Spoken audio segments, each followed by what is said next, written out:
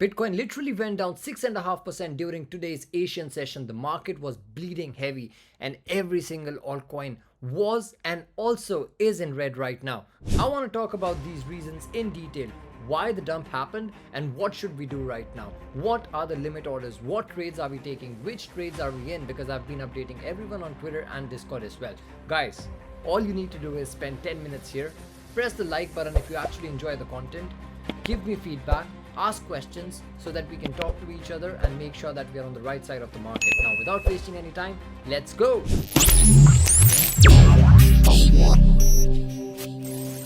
Yes, the market is down, but we are trading. We are in the trades. In the last YouTube video, I talked about 3 trades, out of which one of them triggered. The each shot actually triggered, and we made really good profits on our Bitfunded account as well as the real account. Guys, you need to watch the videos. You need to subscribe, obviously, so that you can get all the updates. But apart from that, I'm also always available on Twitter and online on Twitter, where I'm posting literally every single update. Guys, today I cut my TP1 on Ethereum position, and I also said that I'm taking off my BTC limit order, which was a long position, because the markets were bleeding like crazy. And then this happened. We had a massive dump in Ethereum, and we made good money, right? But you know what? What's happening right now is that we are still in the middle of clearing this stage 1 on Bitfunded. We're at 103.3k right now. We have to achieve that 108k level, and we'll do it together, guys. We'll absolutely do it together. All the updates are there. You see green everywhere today, which is quite amazing because of our Ethereum short position. We've been on the right side of the market, and that is a must, right? That is one of the most important things. Now, why did the markets fall? Which is the main question for everyone. I'm going to tell you guys 4 reasons. 4 reasons, in my opinion, why the markets fell. First is the Bank of Japan situation, which I'm going to talk about. Then the Asian session fall, which is already and always from the last week happening in Bitcoin. The third is the TradFi versus crypto thing, which is S&P versus Tether and MSCI JP Morgan versus MicroStrategy. And then charts also saying that everything should be going towards the downside. We are in a downtrend, and we should actually be shorting. So let's go to the first thing. We'll talk about the trades in the last part of the video, guys. If you only want trades, then you have to skip the video, but I would suggest you to watch this 5 minutes thing on why the markets are falling. The first reason is Bank of Japan situation, which literally started during the Asian session, and BTC started to dump at the exact minute. Now, what happened there? The BOJ government UERA said or signaled that there will be a rate hike this time, and we know what happened when the last time Japanese rate hike happened. The markets went towards the upside. Bitcoin tanked more than 30% as well. Now, guys, there is a 70% chance that there will be a rate hike in Japan on December 19th meeting, because of which the yen started to go towards the upside. There was strength in yen. The GBP 10-year note, 20-year note went towards the upside, not only towards the upside, but also broke the highest level since 2008 and 1999. This is absolutely crazy. Now, there are fears of this yen carry trade unwinding, which is borrowing in yen and buying the risky assets. Now, if the interest rate increases, then you won't be able to borrow the money. In fact, you will have to give the money back, and you have to sell the risky assets in the US and other part of the world. This is the unwinding of yen carry trade, which is why the market went down in fear. And if you see, Nasdaq right now as well at open is down 0.6%. Nasdaq actually showed strength during the open. Wix is up 8%. So this means, and gold is up as well. Silver is up as well. Silver is actually going towards the highs. Now, this means that there is uncertainty. Now, this was the reason of the sell-off in Bitcoin, and this is the reason of weakness in Nasdaq as well. But there's not one thing. There are multiple things. The second thing that I talked about was the Asian session fall. BOJ done, Asian session fall. If you actually look at the data on Velo, I looked at the data, and if you look at how Bitcoin is performing in different sessions, then on 2 weekly time frame, you will see how Apex session has been the worst one. Look at this yellow one. As soon as the Apex opens, look how it goes down. And if you look at the US session and the European session, it has been going towards the upside in the last 2 weeks. So this is what is happening at the moment, wherein Apex session is performing the worst. This is the second reason. Now, the third reason, which we've been already talking about, the biggest reason is TradFi against crypto. Now, this starts with MSTR situation, which is the strategy situation. Now, MSCI and JP Morgan are against strategy. Now, guys, That is, we've been talking about it, that on January 15, 2026, the verdict is going to come out whether MicroStrategy is a company or a fund, or whether they should be included in the index funds as well as pension funds or not. If not, then there will be more selling in BTC, right? And MSTR. But what's up with Tether and S&P? What is happening there? What's new there? Because there is something new. What happened with Powell's response and their report as well. So it all started from S&P giving them the weakest rating because they announced that they have the most amount of gold now, a lot of gold, and they bought more than central banks in the last quarter. They announced that, and S&P gave them a smoking rating of 4 to 5, which is the weakest ever. S&P also said that so according to the numbers, if you actually do the numbers, this is a really good tweet from Arthur Hayes. A roughly 30% decline in gold and BTC position would wipe out their entire equity, and then USDT would be in theory insolvent. This is absolutely insane, but Paulo says that this is not true, and we don't believe in this because they have a legacy framework and it should be fixed. Now, people are talking about this, that Tether FUD is the dumbest part of every cycle. It literally happens every single cycle. I'm going to show you the response from Paulo, the CEO, as well. But wait, first look at this. In 2019, you had the USDT FUD. Then in 2020, you had the FUD, 2024 as well. And now again, you are seeing this FUD from S&P, from the legacy system. But what did Paulo say? That is beautiful too. So from the latest announcement, Tether will continue to maintain a multi-billion-dollar access reserve buffer and an overall proprietary group equity approaching 30 billion. Now, this is something amazing. Tether Group total assets right now 215 billion, stablecoin liabilities 184.5 bill. Now they are saying that they'll be able to manage everything, but on the other hand, the numbers from S&P and the analysts are saying that if gold and BTC go down 30%, then there can be a bank run in Tether. Look guys, there can be a bank run in every single thing.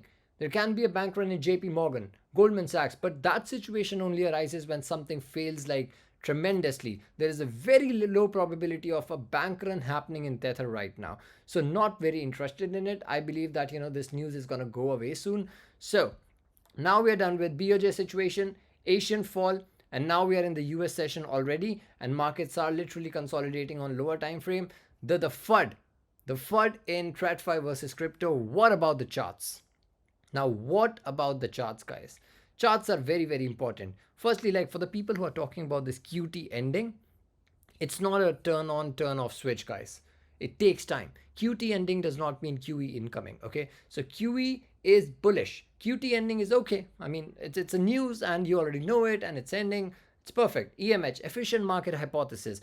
When the QE actually begins, liquidity is going to flow in. That is when you should be bullish. That is when you should be extremely bullish. Also, new month, and we have never, apart from 2018, we have never seen a consecutive October, November, and December red. Okay, and this time we don't know if we're gonna see one because seasonality is actually not playing with us. You get me? With our strategy, to be honest with you, because seasonality is doing something of its own, wherein it's not even following the October green thing, November green thing. We don't know what's going to happen in December. Just wanted to say that, usually December is a good month. And even if you look at equities, only 26 of the last 97 years have seen negative returns in December. Over this period, the index has returned 1.28% on an average. And since 1928, the S&P has risen 73.2% of the time in December, the highest win rate for any single month. So NASDAQ, S&P, seasonality wise are towards the bullish side, crypto as well, but we'll see what happens. We'll actually see what happens with the news, right? So guys, this is the watch list. No. These were the reasons. This is the watch list.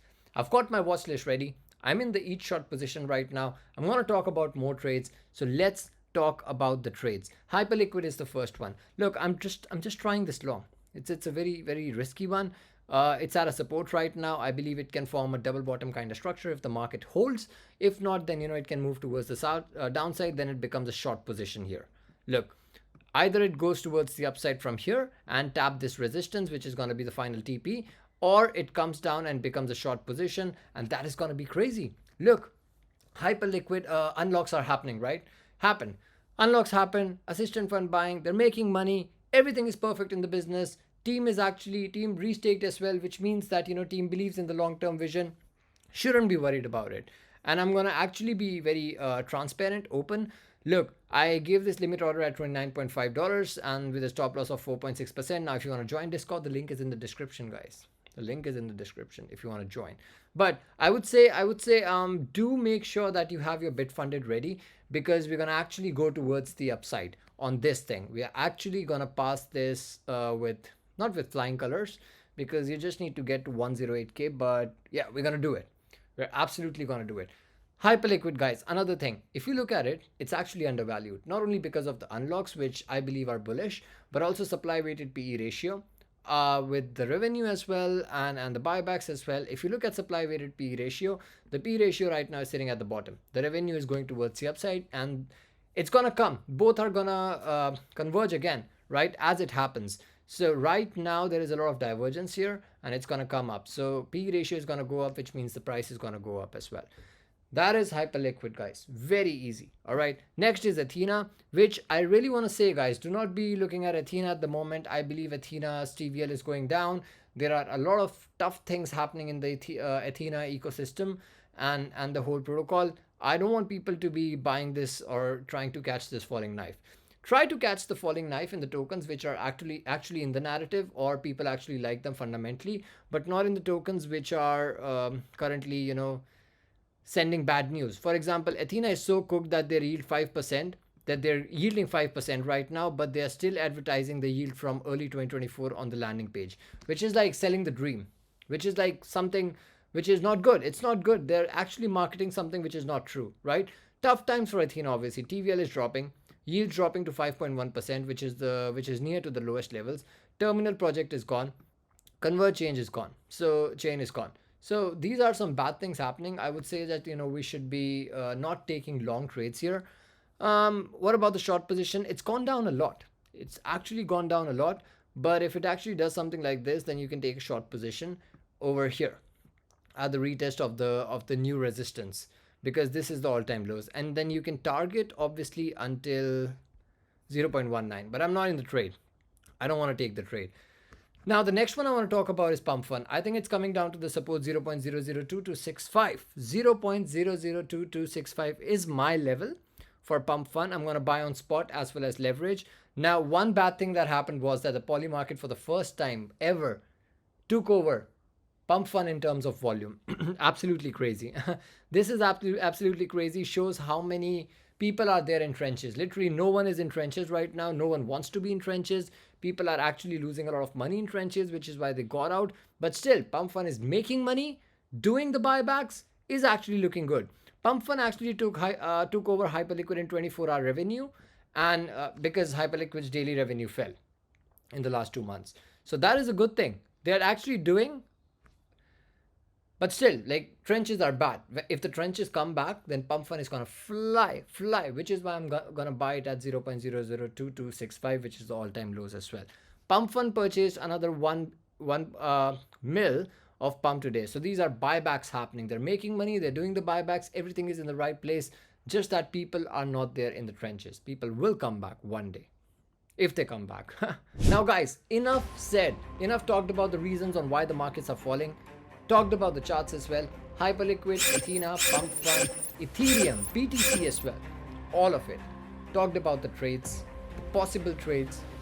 Guys, hope you enjoyed it. If you did, press the like button, subscribe if you're new, and I'll see you later, guys. Bye bye.